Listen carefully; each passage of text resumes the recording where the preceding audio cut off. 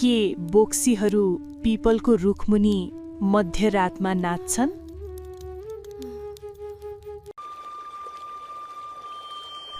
धेरै वर्ष अगाडि एउटा गाउँमा एकजना बुढी महिला आफ्नो छोरी र ज्वाइँ सुनिलसँग सानो घरमा बस्थिन्। सुनिल दिनभरि खेतमा काम गरी सिधै बेलुका गलेर घर फर्किने गर्थ्यो। छोरी, सुनिललाई केही खानुलाई बनाइदे, खेतबाट फर्केर आयो। हुन्छ आमा, बनाइदिन्छु।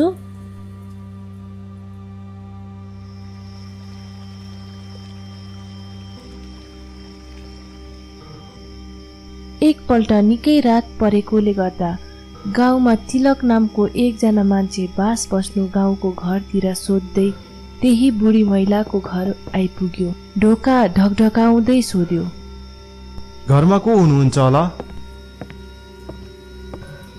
यति राति को छ त्यहाँ भन्दै घरको बुढी महिलाले ढोका खोल्यो। हेर्नुस् न, म पल्लो गाउँ जाँदै थिएँ, तर रात परेकोले गर्दा आजको रात बस्नलाई बास खोज्दैछु। के आज हजुरकोमा बास पाइन्छ होला? त्यति सुन्ने बित्तिकै त्यो बुढी महिलाले झर्किँदै भन्यो, हुँदैन, घरमा कुनै कोठा खाली छैन। त्यति भनेर ढोका बन्द गर्ने लाग्दा तिलकले बिन्ती गर्न थाल्यो, होइन, त्यस्तो नभन्नुस् न, म निकै टाढोदेखि आएको हो, म जहाँ भए पनि सुत्छु। हुँदैन, खानु पनि केही छैन र अब हामी सुत्न लागेको, गइहाला। मेरो हजुरलाई बिन्ती छ, मलाई केही खानु चाहिँदैन, केवल आज बास बस्नु ठाउँ मात्र चाहिएको। निकै कुरा गरेपछि बुढी महिलाले ठिकै छ, यही पर्खा भन्दै भित्र गइन्। त्यो एउटा सानो घर थियो। तिलकले ढोकाबाट भित्र सुनिललाई बिस्तारामा ढल्किरहेको देख्यो र बुढी महिलाको छोरीले उसको शरीरमा तेल लगाइदिरहेको थियो। उसलाई लाग्यो सायद बुढी महिलाको छोरा बुहारी होला जसले आफ्नो बुढालाई तेल लगाइदिँदैछ। बुढी महिलाले अर्को रुमबाट एउटा गुन्द्री ल्याएर आइन् र तिलकलाई गुन्द्री दिएर सिकुवामा ओछ्याएर सुत्नु भन्दै ढोका लगाइन्। तिलक सिकुवामा ढल्केको मात्र के थियो, एकैछिनपछि ढोकाबाट आउँदै गरेको रोशनी बुझ्यो। ऊ निदाउनै लागेको थियो कि अचानक भित्रबाट बुढी महिलाको आवाज सुन्यो। उसले आँखा खोल्यो, छोरी, ज्वाइँको सानो उङ्लीमा तेल नलगा है। त्यति सुनेपछि तिलक सोचमा डुब्यो। त्यो केटीले त त्यो युवकको शरीरमा तेल लगाउँदै थियो, तर पुरा शरीरमा तेल लगाउनु केवल कान्छे औँलालाई छोडेर। त्यस्तो चाहिँ किन होला? त्यस्तो सुनेर उसलाई केही अनौठो लाग्यो। त्यही भएर उसले राति नसुत्ने निर्णय गर्यो।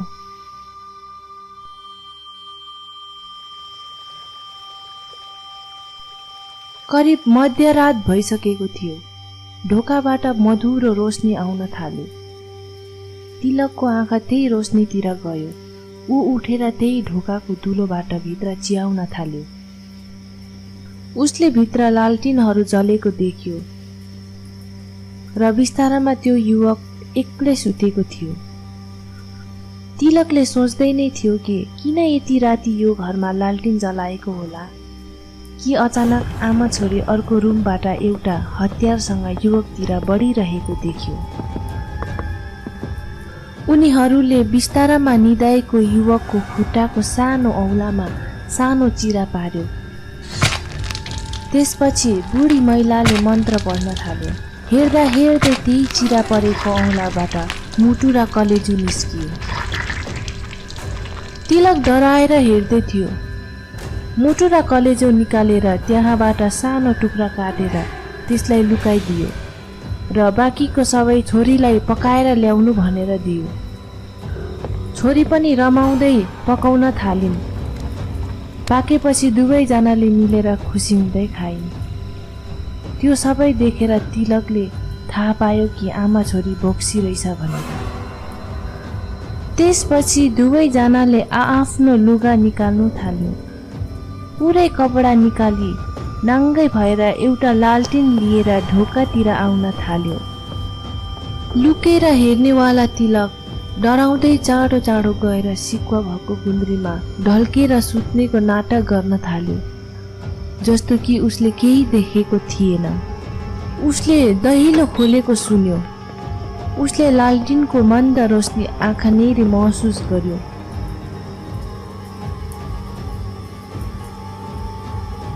र सुन्यो छोरीले आमालाई भनेको, गहिरो निन्द्रामा सुतेको छ, हिँड्नुस् जाम। आमा छोरीलाई जाँदै गरेको देखेर तिलक एकदमै चाँडो घरभित्र पसी लुकाएको मुटु र कलेजोको टुक्रा आफ्नो झोलामा राखी घर बाहिर गई दौडिन थाल्यो। बाटोमा उसले त्यही आमा छोरी देख्यो। उसले उनीहरूलाई पछ्याउनु थाल्यो। केही समयपछि उनीहरू खोलानेरी पुग्यो। त्यहाँ नजिकै दुईटा ठुल्ठुलो पिपलको बोट थियो। त्यही रुखमध्ये एउटा रुखमा तिलक लुक्नलाई चढ्यो। तिलकले लुकेर उनीहरूलाई खोलामा डुब्की लगाउँदै गरेको हेर्दै थियो कि अचानक दुवै आमा छोरीको रूप बदलिन थाल्यो। पुरै डरलाग्दो बोक्सी बनिसकेर उनीहरू पिपलको रुखको तल नाच्न थाल्यो।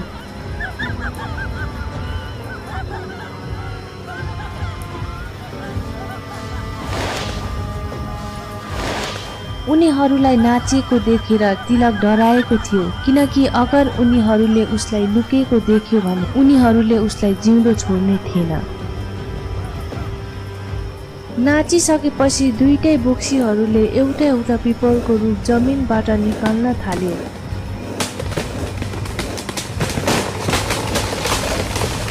त्यो देखेर तिलकले रुखलाई कसिएर समात्यो। बोक्सीहरूले एउटा एउटा पिपलको रुखसँग उड्न थाल्यो र उनीहरूसँगै तिलक पनि उड्यो।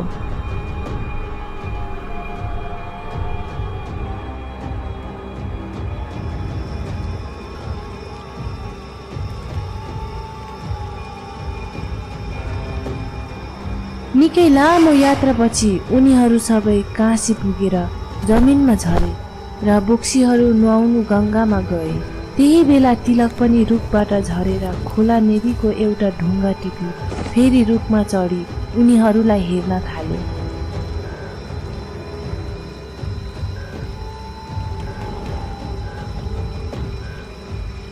हेर्दा हेर्दै बोक्सीहरूको रूप बदलेर फेरि सामान्य महिलाको रूप बन्यो र गङ्गाबाट निस्केर एउटा एउटा रुखसँग उड्न थाल्यो।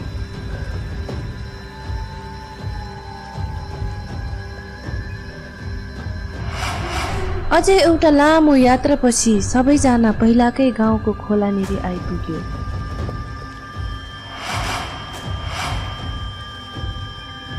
र उनीहरूले उडिरहेको रुखहरूलाई जमिनमा आफ्नो ठाउँतिर राख्न थाले। त्यही बेला तिलकले बिहानको भाले बासे झै आवाज निकाल्न थाल्यो। बोक्सीहरूलाई नि लाग्यो बिहान हुन लाग्यो र गाउँको मान्छेहरू उठ्ने बेला भो सोचेर हतारिँदै घरतिर दौडिन थाले। र रुखबाट झरेर तिलक पनि घरतिर जान थाल्यो। तिलक घर बाहिर बसेर बिहान हुनेको प्रतीक्षामा बस्यो।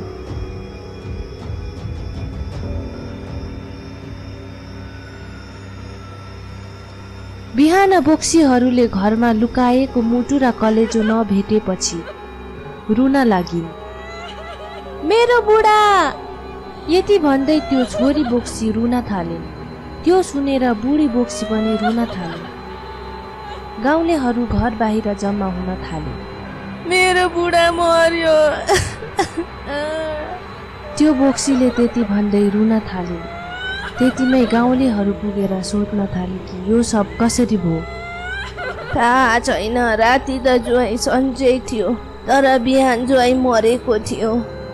त्यतिमा तिलकले त्यही भिडबाट भन्यो, मलाई थाहा छ उसलाई कसले मारेको। तिलकको कुरा सुनेर आमा छोरी रुनु छोड्यो र गाउँलेहरूले सोध्न थाल्यो कसले र कसरी मार्यो। तब तिलकले भन्यो, आमा छोरीले उसलाई मिलेर मारेको हो, किनकि यिनीहरू बोक्सी हो। बुढी महिला रिसाउँदै बोलिन्, यसले नै मारेको होला, किनकि राति बास बस्ने यही हो। फेरि तिलकले राति के भएको थियो बताउन थाल्यो। गाउँलेहरूले सोध्यो, तिमीसँग के सबुत छ? त्यसपछि तिलकले आफ्नो झोलाबाट काँसीको ढुङ्गा निकालेर देखायो र भन्यो, राति जब यी दुवै बोक्सीहरू पिपलको रुखमा उडेर काँसी पुगेर गङ्गामा नुहाउँदै गर्दा त्यही बेला मैले त्यहाँबाट यो ढुङ्गा टिपेको थिएँ। त्यो ढुङ्गा केवल काशीमै मात्र भेटिन्थ्यो। यो कुरा सबै गाउँलेलाई थाहा थियो। तिलकले फेरि भन्यो कि जब यी बोक्सीहरूले रुखलाई आफ्ना ठाउँमा राख्दै गर्दा उसले भाले बासे झै गर्यो, जसले गर्दा बोक्सीहरूले पिपलको रुखलाई आत्तिएर बाङ्गै छोडेर भागेको थियो। गाउँलेहरूले त्यहाँ गएर हेर्दा उनीहरूले पिपलको रुख बाङ्गै भेट्यो। सधैँ सिधा देखिने रुखलाई बाङ्गिएको देख्दा सबैलाई विश्वास हो कि उनीहरू बोक्सी हो भनेर। फेरि गाउँलेहरूले मिलेर त्यो बोक्सीहरूलाई गाउँदेखि निकालिदियो। त्यसपछि सुनिलको ज्यानसँग के गर्ने भन्ने कुरा हुन थाल्यो। त्यही बेला तिलकले झोलाबाट मुटु र कलेजोको टुक्रा निकालेर केही मन्त्र पढी फेरि सुनिलको ज्यानमा त्यही चिराबाट पसाइदियो। तिलकले गाउँलेहरूलाई भन्यो कि ऊ एउटा धामी हो र केही पलमै मरेको सुनिल पनि जिउँदो भयो र तिलक पनि आफ्नो बाटो लाग्यो। धेरै मान्छेहरूले मान्ने गरेको छ कि बोक्सीहरू राति नुहाउनु खोला जाने गर्छ र कति बोक्सीहरू त पिपल या बरको रुख मुनि जम्मा भएर नाच्ने गर्छन्, यही कहानीमा जस्तै। तपाईलाई के लाग्छ कि बोक्सीहरू साँच्चैको हुन्छ त कि यो सबै कहानीतिर मात्रै हुन्छ? हामीलाई कमेन्ट, लाइक गरी भनिदिनुहोस्।